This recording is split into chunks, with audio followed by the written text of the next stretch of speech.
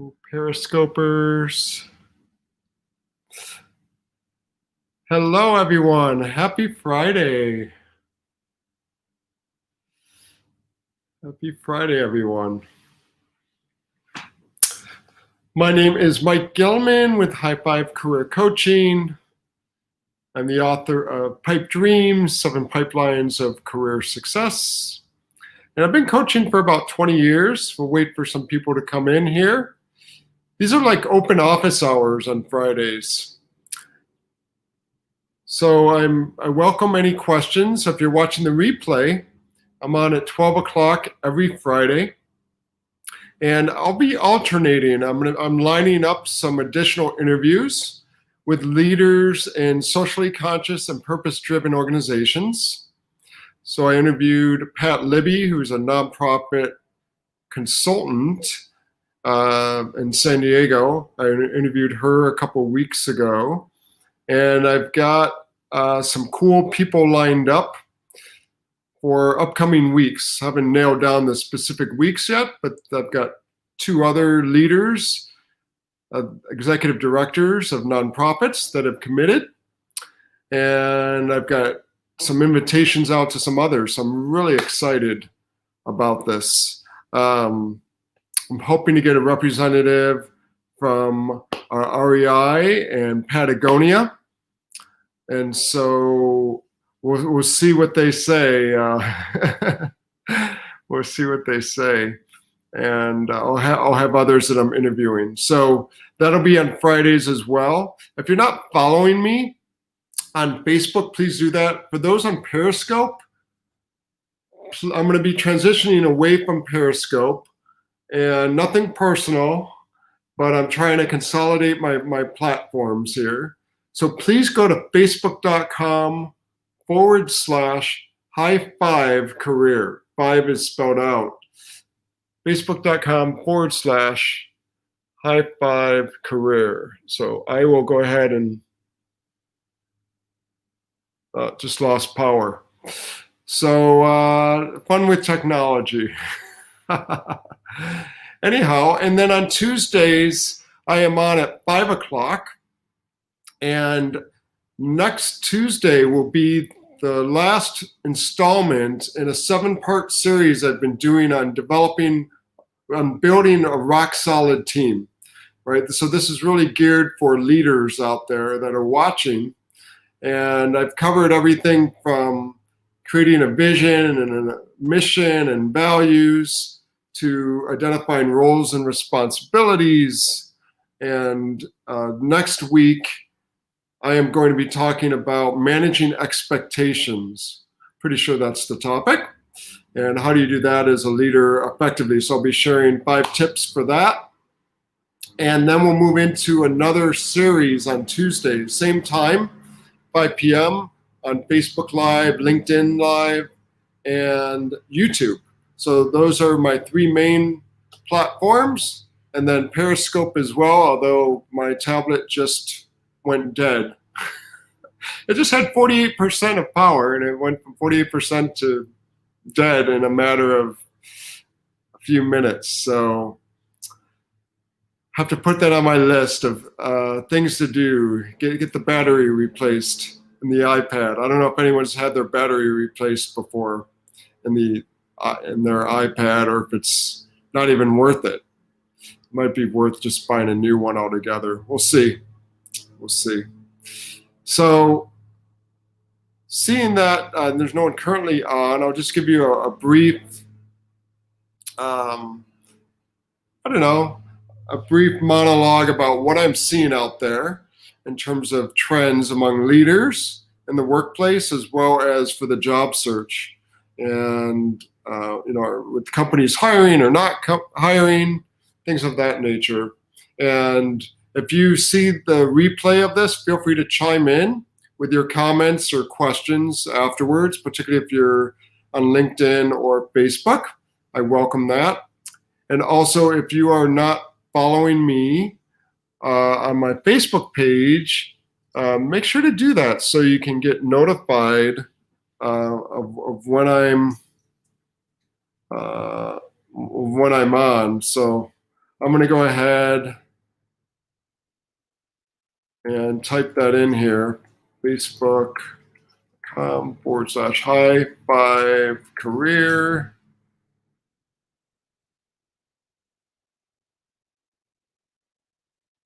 And LinkedIn user. It doesn't say who it is. But hello back, LinkedIn user. It's funny. I don't know why it doesn't tell me who it is. Anyhow, I'm using this software that allows me to broadcast simultaneously to 3 different platforms. And with some of them, I get a message saying, well, this one's limited. We can't show you their comments, or the other ones are here. So in any event, welcome. And if you have any particular frustrations or challenges as a leader, feel free to put them in the chat box, chat box, message me, and or with your job search or career, trying to figure out what you want to do. So that's what I'm here for on Fridays from noon, I'd say, until about 12:30. We'll wrap up sooner than that if there's not many people on. We got a late start today with some of the Wi-Fi issues. I just installed a new Wi-Fi. What is it called? It's called Eero. It's like Amazon's Wi-Fi thing. It was working great, but still some limitations with that. All right, so some trends. You guys want to hear about some trends? Share some trends that I'm seeing. So in the leadership space, I'll start with that. What's on the mind of leaders? So right now I've got 24 clients, something like that. And I'd say maybe, yeah, most of those. I've got some associate coaches on my team that are servicing some of my career coaching clients right now. I've got a couple. I'd say about 17 of those are leaders, 18 of those are like executive coaching, what I would call, and the others are more career coaching. And, you know, what's on the minds of leaders? And, you know, for many of them, it's getting used to the COVID-19 situation and managing a virtual workforce. And how do you manage it? And some of these leaders are in new roles. They were recently promoted. And so getting to know their people is something that they've consistently mentioned is a challenge for them. I work with a lot of engineers and IT people, project managers, who tend to be more introverted by nature as well. And it's even that much harder because you miss out on the water cooler talk. And so, you know, what are you going to do? What are you going to do? And so I've been having more and more brainstorm conversations with my client leaders around how can they engage their team effectively, like through Zoom or some other video conference modality or some other means. And sometimes it's just having deliveries sent to their house or doing drive-bys and things of that nature. Some companies are meeting. They'll pull their team and meet in person outside, you know, socially distanced. I would say most of them aren't doing that because there's always, I mean, there's employees that aren't comfortable with that. Sometimes it's the leader that's not comfortable with it, even though some of the employees are.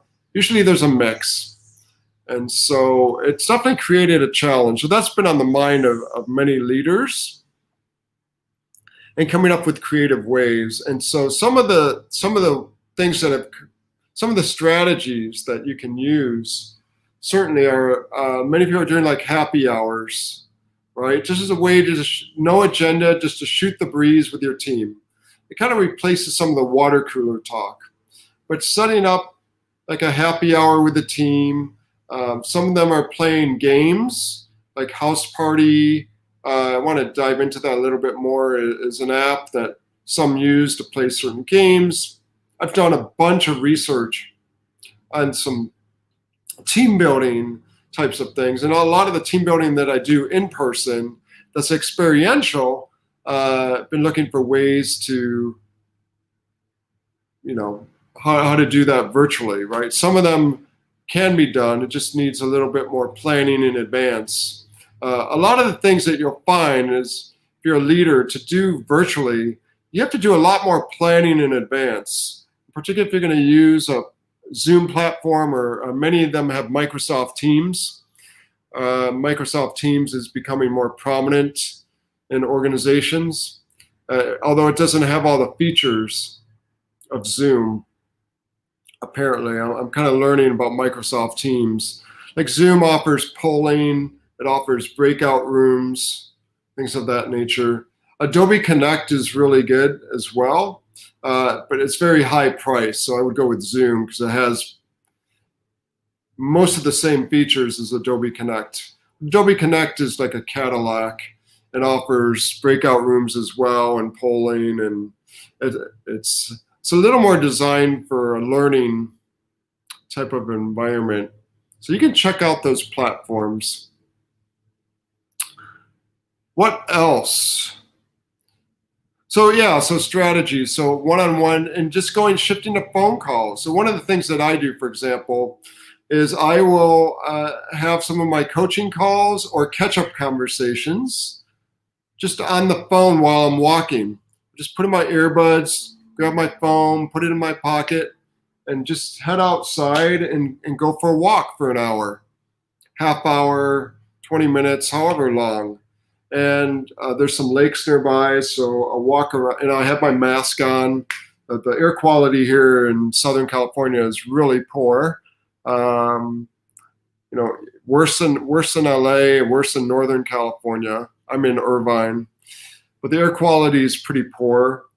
And plus with COVID-19, we have the mandate to wear your masks outdoors. So I just put my mask on, and I'll just do my catch-up calls, or occasionally I'll do a coaching session while I'm walking. I like to take notes when I'm coaching, either typing or writing, and so that doesn't lend itself to that if I'm walking. But those are some ways you can mix things up and get some movement as well into your day, and it changes can change some of the energy as well.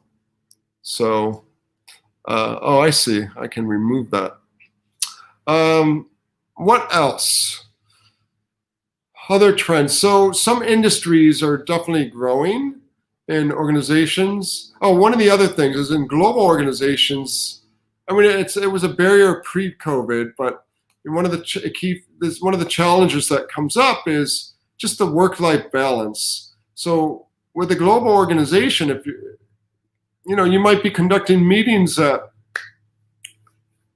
8 o'clock, 9 o'clock at night, right? Or 6 or 7 in the morning, super early or later in the evening. And that takes its toll, because then, when do you get to have your own time? So if your workday is really spread out in that way. The other thing many, not just leaders, but employees are having is the blur between their home life and their work life. Now that many people are working remotely from home and not going into the office. And so that's a big theme coming up as well, is how to set yourself up for success working from home. For some people, it's normal. Like for me, a lot of my coaching was already virtual. So it wasn't a big shift.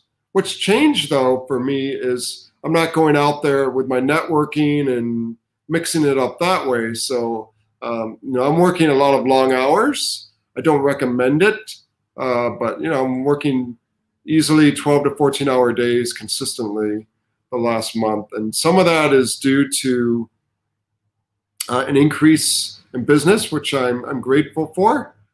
And some of that is due to just the need to market more and be out there more and call on people. And I mean, it's just, it's a lot more work, because people are challenged right now, and their attention's really divided right now by all that's going on. We have our, racial injustice, social injustice. We have the Black Lives Matter and racial injustice. We have the economic challenges we're facing. We have the COVID-19. We have the politics, right? The whole political theater. And now in California, at least, we have wildfires on top of all of that. I mean, when you think things can't get even worse, there's just more and more. So it's 2020 is definitely a year of testing our resilience and building up that resilience and still being able to move forward. Excuse me, been a long week. Still being able to move forward, even though we've got these challenges, and how to just keep yourself up. So earlier this week, I was just drained already. It was the beginning of the week, but I was at the end of my rope with some setbacks, and just some things that were setbacks a while back and just haven't been progressing. And just in the last couple of days, I've had some positive movement, finally, and I'm seeing, okay, great, and it's amazing how much it lifts up your energy. For job seekers, some of the trends I'm noticing is the people that are proactive in their search are getting interviews. There's a lot of people getting interviews right now. And there's companies, I have colleagues that are HR and recruiters, they're hiring people, they're interviewing people. So if you're proactive, you can. There's a question, let's see, unrelated to the, what's the best way to make a jump to the next level within the current employer and also outside? Okay, that's a great question. I wish I knew who this was. It's just showing up in my feed as a generic person.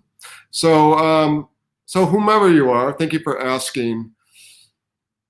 So one of the key things for jumping up to the next level is positioning yourself, right? There's a lot of preparation so that you can position yourself in the minds of others within the company that you are ready for the next level and that they can see you in that level. So depending how long have you been in your organization at your current level? How long have you been? Because if you've been in your position for a long time, sometimes that's what people think. Okay, if you're an engineer, that's just what you are. They're not thinking necessarily of you as a manager or moving into another part of the company in a non-engineering role. So positioning is really key. Being able to promote yourself as well. And by promote, I don't mean beating your chest. Promote is more about being visible. So being proactive, right? So being proactive by being involved in different parts of the company where you have a cross section of leaders and others who can then become your advocates, who can then have firsthand knowledge of who you are, not just word of mouth, well, that helps too, but can speak to you and advocate for you. So part of this is really building the relationships over time.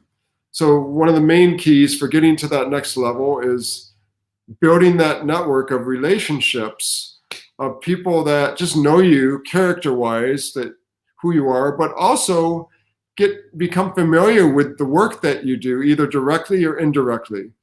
Directly because you're volunteering on these cross-functional projects or assignments, or indirectly because in the conversations they have with you and you're sharing what you're excited about that you're working on. And this happens over time, like a period of years often, or it could be months, but generally over a period of years when you're looking to get promoted to the next level in an organization.